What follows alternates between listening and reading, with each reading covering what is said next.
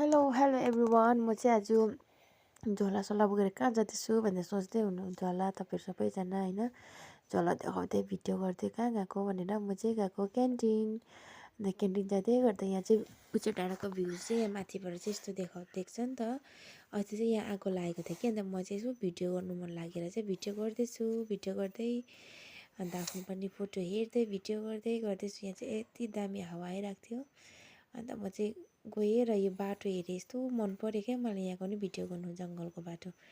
अन्त यो चाहिँ सर्टकट बाटो हो नि त, नभए चाहिँ लामो हिँड्नुपर्छ। फेरि सर्टकट बाटो हिँड्दै थिएँ, टक्कै केभी केन्द्र विद्यालय स्कुल पनि भेटेँ। यहाँनिर स्कुल पनि नयाँ यता सारेको छ नि त। अन्त भिडियो बनाउँदै हेर्दै जाँदै थिएँ। अन्त यहाँ टक्कै क्यान्टिन पुग्नु आँटेँ। आर्मी एरिया त्यसै पनि कति सफा देख्छ, सबै उनीहरूले कस्तो मेन्टेन गरेर राखेको हुन्छ होइन।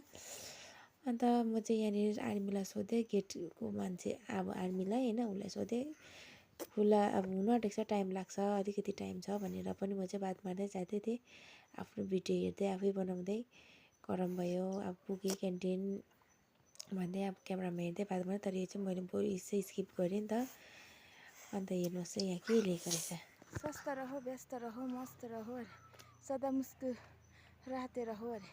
वाह, आर्मी पनि मलाई हेर्दै हाँस्यो नि त। यो पढेको देख्दा चाहिँ मलाई मन पऱ्यो क्या। तर यो चाहिँ अन्त यही सिएमपी क्यान्टिन यही हो हाम्रो चाहिँ। अन्त मलाई चाहिँ तिर्खा लाग्यो नि त। म पुगेर चाहिँ पुरा गरम भयो, चिसो पानी देखेँ। अन्त म चाहिँ पानी पिएर एकछिन बसेँ। 5 मिनट टाइम छ म्याडम, एकछिन पर्खिनु भने नि त चाहिँ अलिक छिटो पुगेछु। तर क्यान्टिन पनि खोले 5 मिनट भएर। हेरेको त भित्र त केही सामान रहेन रहेछ। मैले जे सामान सोचेर घरबाट सोचेर गएको थिएँ केही सामान पाइनँ र जति पाएँ त्यति लिएँ। अन्त म चाहिँ निस्केँ फेरि।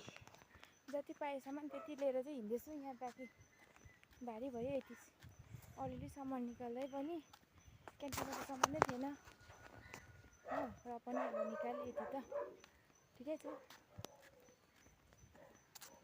अब चाहिँ म घर गएको।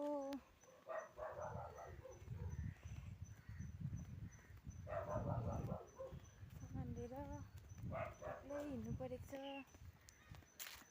त्यहाँबाट चाहिँ ठिकै भाइ एकजना भाइ भेट्यो नि त, हाम्रै गाउँको भाइ। भाउजू जानुहुन्छ